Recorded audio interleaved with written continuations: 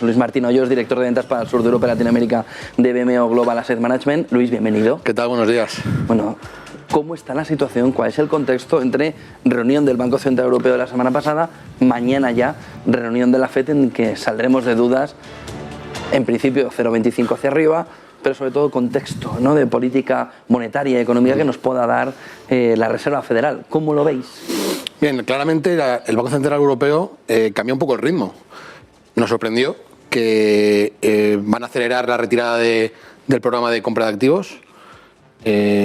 Para este mes de marzo van a comprar 40.000, en mayo 30.000, en junio 20.000 y posiblemente el tercer trimestre ya terminen su programa de recompra, y dando también pie a una potencial subida de tipos de interés por parte del Banco Central Europeo a finales de año, cosa que hace pocas semanas eso no se pensaba, ¿no? O sea, claramente están cambiando un poco el ritmo. El BCE ha sorprendido con un mensaje mucho más restrictivo del que el mercado esperaba. La Reserva Federal sigue con su hoja de ruta. Posiblemente, como bien decía, subirán tipos de interés esta semana, mañana mismo, y el Banco Central de Inglaterra también subirá tipos de interés esta semana, ¿no? Yo creo que el mensaje del mercado es, oye, sí, hay una crisis muy fuerte en Ucrania, pero la hoja de ruta de política monetaria se mantiene ahí. Putin no va a cambiar eso. Y es un mensaje también contundente del mundo occidental que la economía sigue su curso y que los bancos centrales no van a estar supeditados a lo que ocurra con la guerra con Ucrania, ¿no? Pero vamos, que evidentemente la inflación va a aumentar más de lo que se esperaba. En un principio, antes de la guerra, se estimaba que el pico de inflación se iba a dar en el mes de marzo-abril. Estados Unidos publicó inflación del 7,9%, mayor inflación en los últimos 40 años. Y se esperaba que el techo iba a ser ahora, pero con la guerra de Ucrania y con la presión que mete esto a las materias primas, evidentemente ese pico de inflación se va a retrasar posiblemente hasta agosto, septiembre, octubre. Así que veremos inflación elevada durante más tiempo de lo previsto, y eso hace que la Reserva Federal y los bancos centrales tengan que actuar con contundencia. Ayer reunión en Roma, 8 horas entre Estados Unidos, Jack Sullivan y el representante del gobierno chino para intentar llegar a un acercamiento entre las dos grandes potencias e intentar poner fin a la guerra, un cierre de la guerra, al menos un alto al fuego rápido entre la jornada de hoy, próximos 15 días, para luego ver una división del territorio de Ucrania tal y como se está valorando en Estados Unidos. La parte más al este se iría hacia Rusia, tal como estaba antes de la Unión Soviética, y la parte más occidental se quedaría en lo que es ahora mismo Ucrania. ¿Puede poner también un poco de paz en el precio del petróleo y en la inflación? Bueno, el precio del petróleo, desde luego, llegó hace pocos días a 138 y ahora está en 100. O sea que sí que ha habido un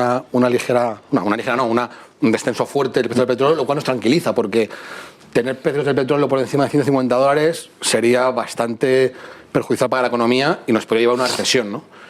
A estos niveles eso no creo que vaya a ocurrir. Y en gran parte esto se debe a que China, con su política de COVID-0, pues ha confinado a 17 millones de personas en la ciudad de Shenzhen, y ese confinamiento es un confinamiento serio y de verdad, no como los que teníamos en Europa, que eran quizá un poco más livianos, ¿no? En China son mucho más duros, y esto tiene un impacto claro en la economía, y por eso quizá el petróleo ha bajado hasta $100, ¿no?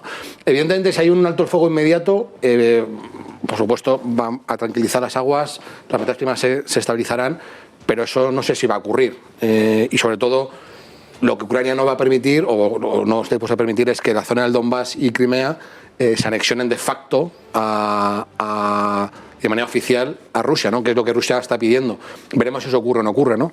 Pero claramente esto puede durar más tiempo, y cuanto más tiempo dure, hay que tener en cuenta que Rusia también sale perjudicada, porque Rusia se está empobreciendo día tras día. No hay más que ver cómo vive la población rusa y cómo se está siendo confinada económicamente, ¿no? O sea, que poco acceso al exterior, su divisa se ha devaluado un 40%, cada vez tiene menos acceso a bienes occidentales, a la gente le gusta vivir bien, ¿no? Y en Rusia cada vez vemos que la población vive cada vez peor. Y eso, por lo menos, me da cierto ánimo a pensar que la población en un momento determinado dirá, oye, hasta aquí hemos llegado, yo no puedo viajar, no puedo comprarme nada que no sea ruso, estoy cada vez más pobre, paso hambre, y eso yo creo que la población podrá levantarse en un momento, si esto dura mucho tiempo, ya veremos, ¿no? Pero claramente el panorama en Rusia, para los rusos, también es bastante desolador, ¿no? Mañana FED, decías, va a seguir hoja de ruta a la Reserva Federal. ¿Qué mensajes pueden ser una sorpresa en el contexto de lo que diga mañana Jerome Powell? ¿Dónde puede haber alguna arista que se escape del discurso oficial? Bueno, la primera sorpresa sería que en vez de subir 25 subieran 50. Yo creo que el mercado no está descontando 50, no creo que lo vaya a hacer. Y la siguiente sorpresa sería que empezasen a retirar la inversión monetaria, que la empiecen a retirar de manera agresiva. Yo creo que eso todavía es pronto para que lo hagan, pero está encima de la mesa y lo pueden hacer sin problema, ¿no?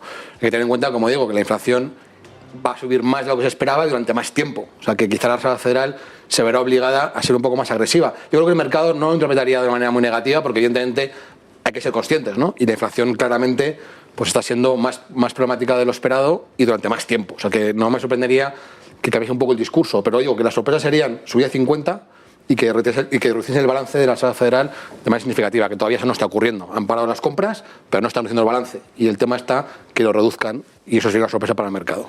En este entorno, el inversor, no market timing, no ponerse en liquidez, o sí, buscar productos de liquidez, o no. Es que está complicado. Nosotros, por ejemplo, hemos reducido riesgo en las carteras.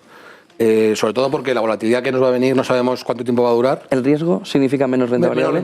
Menos renta variable. Lo que pasa es que, claro, en renta fija es un problema porque la deuda pública de alta calidad es muy vulnerable. Estamos en un entorno de subida de tipos de interés y eso, evidentemente, para la renta fija, cuanta más calidad tenga la renta fija, más complicado va a ser, ¿no?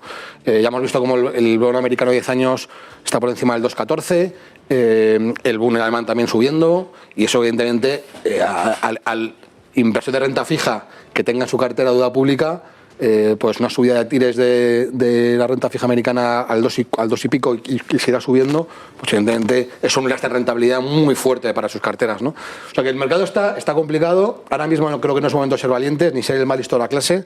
Hay que ser prudente, intentar mantenerse con quizá un nivel de riesgo más bajo del normal a la espera de que eso se clarifique. Cuando eso ocurra, los mercados habrán subido, pero creo que es más sensato perder ese primer rally para tener una cartera más estable y por lo menos navegar con mayor tranquilidad durante estas semanas, que espero que no sean meses, ¿no?, de conflicto en Ucrania. El más conservador que escucha este mensaje, ¿cómo lo puede complementar? ¿Con productos, por ejemplo, que estén buscando la liquidez fácil?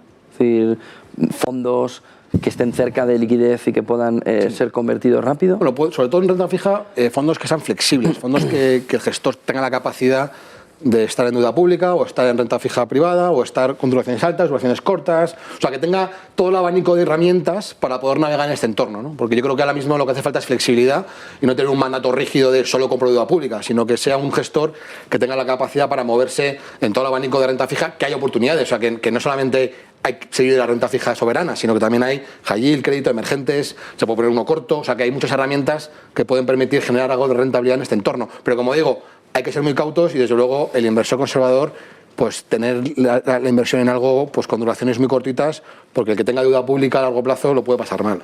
En este contexto, en el que vemos también empresas ligadas a la guerra, Bysystem, vemos compañías muy ligadas a ese territorio bélico crecer y mucho en las últimas semanas, también empresas de ciberseguridad, pero va por camino distinto.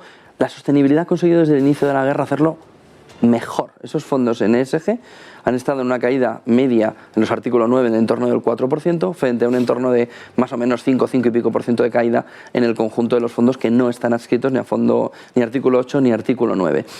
¿Está siendo también la sostenibilidad ESG una manera de defender cartera en el contexto actual? Bueno, yo creo que sí lo va a ser, sobre todo porque ha quedado claro que la dependencia energética de Rusia no es buena para Europa, ¿no? Y evidentemente esto va a acelerar muchísimo ese programa que tenía Europa y también Estados Unidos de hacer una economía mucho más limpia, dejar de estar basados en combustibles fósiles a estar basadas más en energías renovables.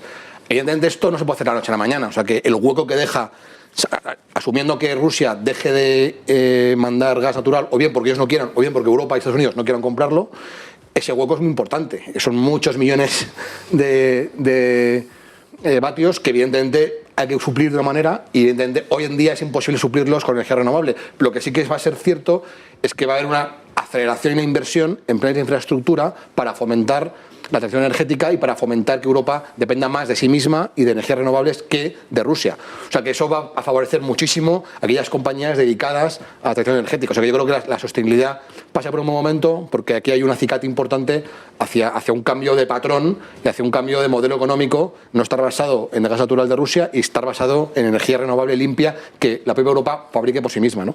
Sí, en este entorno, el presidente del gobierno este pasado fin de semana dijo que gran parte de los fondos europeos, que además todavía no han llegado, deberían enfocarse en el próximo año precisamente a buscar la independencia energética y este camino más verde de la energía. Esa entrada de fondos europeos con ese cambio de foco hacia la energía, más la llegada de capital privado, sobre todo a través de grandes fondos, que pongáis el foco también en esa transformación energética, ¿puede anticipar los objetivos de 2030 y también de 2050 a intentar conseguir llegar antes a la meta? Bueno, yo creo que en el Glasgow, en el COP26 de Glasgow, parecía claro que, aunque el objetivo de 2050 estaba ahí, estamos un poco retrasados, ¿no? O sea que esto posiblemente lo que haga será acelerar un poquito el ritmo para poder llegar con cierta holgura al 2050 para ser una economía emisora neta cero de gas invernadero. Porque, como digo, en el COP26 los planes parecían evidentes que estábamos un poco por detrás de la curva y que no estábamos donde teníamos que estar. Sobre todo en Estados Unidos, que también va a acelerar muchísimo con la entrada de Biden.